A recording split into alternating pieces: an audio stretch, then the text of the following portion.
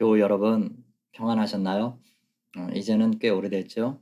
미국 메이저리그에서 활약했던 박찬호 선수의 이야기입니다. 처음으로 팀에서 훈련을 하는데 팀 코치가 자기를 타석으로 부르더래요. 그러면서 타자는 여기서 공을 친 후엔 일루 쪽으로 뛰는 거라고 가르쳐 주더라는 거예요. 아니, 야구 선수가, 그것도 프로야구 선수가 그걸 모르는 사람이 어디 있겠어요. 그런데 그 생기초 같은 규칙을 확인시키는 코치의 가르침에 박 선수는 신선한 감동을 받았다고 합니다. 아하, 이 양반이 기초가 중요하다는 걸 새기라 하는 거구나. 그렇게 받아들였다는 거예요. 그런데 우리 믿음 생활에도 가장 기본이 되는 게 있는데 뭘까요? 너무 쉽고 너무 자주 들어서 식상할 정도일 겁니다. 하지만 이것은 듣고 또 들어서 체질이 돼야 돼요. 오늘 그 얘기를 잠깐 드리겠습니다. 말씀 읽어 드릴게요. 느헤미야 1장 1절에서 5절까지 말씀입니다. 하가랴의 아들 느헤미야의 말이라. 아닥사스다 왕 제20년 기슬로월에 내가 수산궁에 있는데 내 형제들 가운데 하나인 하나니가 두어 사람과 함께 유다에서 내게 이르렀기로 내가 그 사로잡힘을 면하고 남아있는 유다와 예루살렘 사람들의 형편을 물은즉 그들이 내게 이르되 사로잡힘을 면하고 남아있는 자들이 그 지방 거기에서 큰 환난을 당하고 능욕을 받으며 예루살렘 성은 허물어지고 성문들은 불탔다 하는지라. 내가 이 말을 듣고 앉아서 울고 수일 동안 슬퍼하며 하늘의 하나님 앞에 금식하며 기도하여 이르되 하늘의 하나님 여호와 크고 두려우신 하나님이여 주를 사랑하고 주의 계명을 지키는 자에게 언약을 지키시며 긍휼을 베푸시는 주여 간구하나이다. 아멘. 믿음 생활의 가장 기본이 되는 것은 기도죠. 무슨 일을 하든지 우리 일은 기도로 시작하고 기도로 끝나야 됩니다. 아시죠? 신앙에 그거보다 더 중요하고도 기본인 건 없어요. 오늘 우리가 느헤미야서의 맨 앞부분을 읽었는데요. 아시는 대로 느헤미야서는 이스라엘 백성들이 성벽 쌓는 얘기죠. 그런데 시작부터 기도하는 모습이 나옵니다. 바로 주인공인 느헤미야가 울고 슬퍼하며 하나님께 기도하고 있어요. 사실 우리가 느헤미야라는 사람의 신상 명세를 알게 되면 이런 모습이 조금은 낯설게 느껴질 수 있어요. 어떤 사람이냐면 그는 지금 페르시아의 왕궁에서 왕의 신뢰를 받고 있는 관료예요. 아무 부족한 게 없어요. 게다가 지금 일어난 일은 제국으로부터 무려 1800km나 떨어진 변방에서의 일입니다. 자기하고 관계 지을 일이 없는 거예요. 여러분, 믿음의 크기란 자신을 제외한 이웃의 일에 얼마나 마음 쓰느냐에 정비례합니다. 뒤집어 말하면 자기 일에 깊이 빠질수록 하나님의 뜻과는 멀어지기 쉽다는 거예요. 그런 면에서 느헤미야는 이미 범상치 않아 보이죠. 그는 페르시아에 살고 있는 유대인 3세였어요. 할아버지 대에 포로로 잡혀와서 아버지 세대를 거쳐 자기 대까지 왔어요.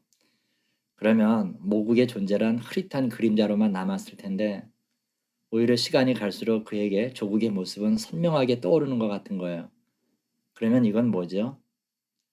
예루살렘이 자기 진짜 고향처럼 느껴졌다는 건 계속해서 기도하고 그곳이 내 땅이다 스스로 엄청난 다짐이 있었다는 얘기예요. 이런 그에게 고국의 소식은 참담했습니다. 이미 전에 2차례 고국으로 귀환한 동포들이 있었어요. 그동안 그들이 가서 수고하고 애써서 조국의 형편이 이제는 좀 나아졌으리라 믿었던 거죠. 근데 그게 아니고 지금 그들은 환난과 능욕을 당하고 있다는 거예요. 성곽도 없는 황폐한 예루살렘에서 하루하루를 연명하고 있다는 겁니다. 그러니 뭐 이건 청천벽력이지요. 그래서 느헤미야는 울며 금식합니다. 이 느헤미야의 인간성을 얘기할 때 가장 돋보이는 게 참 신실한 사람이라는 거예요. 강점이 뭐냐면 그에겐 들을 수 있는 귀가 있다는 거예요. 얼핏 제대로 된 사람이면 누구나 두 귀가 있고 또 잘 듣겠다 싶지만 꼭 그렇지만은 않아요. 단적으로 기도하지 못하는 사람은 듣지 못해서 기도 못하는 거고 반대로 기도하는 사람은 들은 것 때문에 가슴이 아려오는 사람이에요. 그래요, 여러분. 사람은 웬만큼 성공했다 싶으면 남의 말을 잘 듣지 않게 돼요.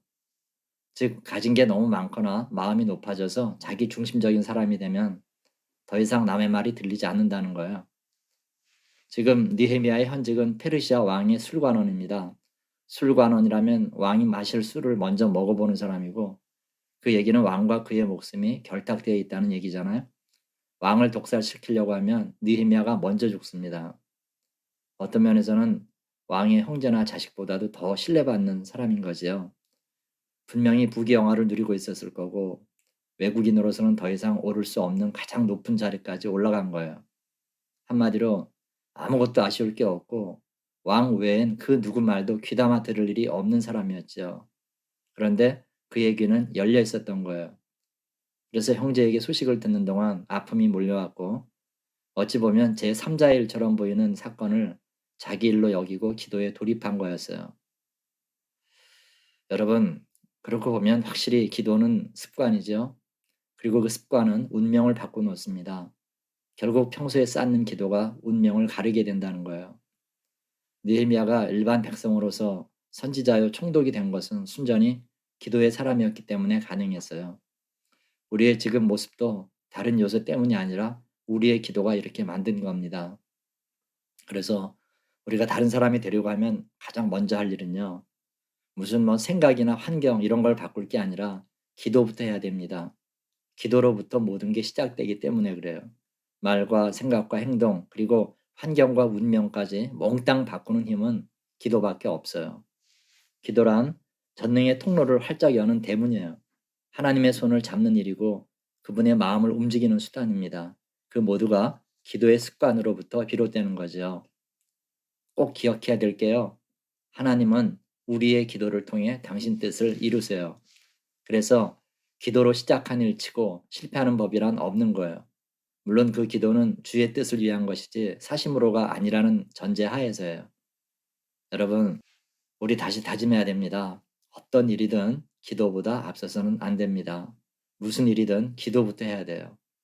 잊지 말아야 될 게 뭐냐면요. 우리의 기도 가운데 내 이름이 점점 사라지고 형제 이름과 공동체 일로 부르짖는 일이 잦아질 때 그 기도는 힘 있는 기도가 돼서 역사를 바꾸게 됩니다. 왠지 아시죠? 이런 기도는 자기 중심적 성향에서 벗어나서 하나님 뜻에 부합할 가능성이 크기 때문이에요. 여러분 잊지 마세요. 우리의 모든 일은 기도로부터 시작되고 기도로 마무리되어야 합니다. 이것을 기억하시고 오늘도 기도로 시작하고 마무리하는 복된 삶 살게 되시기를 주님의 이름으로 축원합니다. 아멘. 기도하겠습니다. 하나님 아버지 감사합니다. 우리가 하는 일은 그 무엇이든 기도로 시작하고 기도로 끝내야 하는데 우리는 그걸 잊어먹기 일쑤입니다. 오늘 느헤미야의 기도하는 모습을 우리도 거울 삼게 해 주옵소서. 무엇보다 우리에게 열린 귀를 허락하시고 마음으로 들을 줄 알게 하옵소서. 그래서 주의 일과 고통받는 형제의 일이 내 일처럼 간곡하게 되도록 신실한 마음을 허락해 주옵소서. 모든 일의 바탕에 언제나 우리의 기도가 깔려 있기를 소망합니다. 그렇게 되도록 매일 은혜를 주옵소서. 예수님의 이름으로 감사하며 기도하옵나이다. 아멘.